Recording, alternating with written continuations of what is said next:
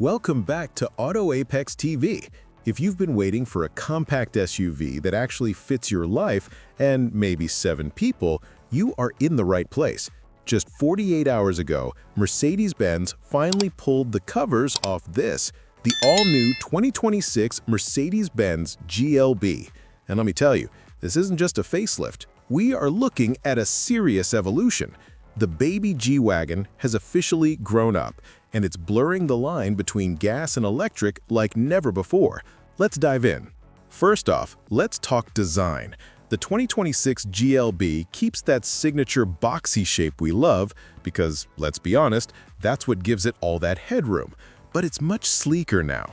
It sits on the brand new MMA platform. This is a huge deal because this architecture was designed electric first, but it still supports a gas engine. You'll notice the front end is smoother, cleaner.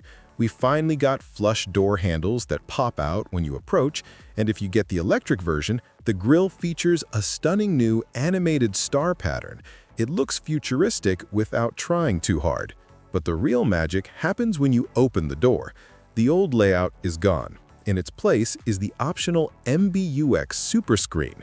It's basically pillar-to-pillar glass that houses 3 displays, including one just for the passenger. It runs the new MB.OS software, which is faster and actually learns your habits. And check this out, the panoramic roof now has a sky control feature. You can turn the glass from clear to opaque at the touch of a button. And yes, for the families watching, the optional 3rd row is back. It's still tight in the back, but for a car this size, having 7 seats is a superpower in the US market. Now, let's talk power, because this is where it gets interesting for us in the States. The EQB nameplate, it's dead. The electric version is now just called the GLB with EQ technology. It packs an 800-volt architecture, meaning you can charge this thing incredibly fast, 10 to 80% in roughly 15 minutes. But if you aren't ready for electric, don't worry. The GLB 250 returns with a highly efficient turbocharged mild hybrid engine, so you get the new tech and the new look without the range anxiety.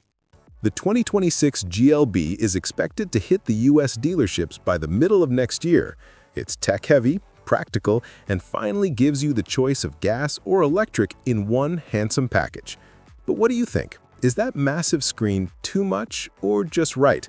Let me know in the comments below. Thanks for watching Auto Apex TV. Drive safe, and I'll see you in the next one.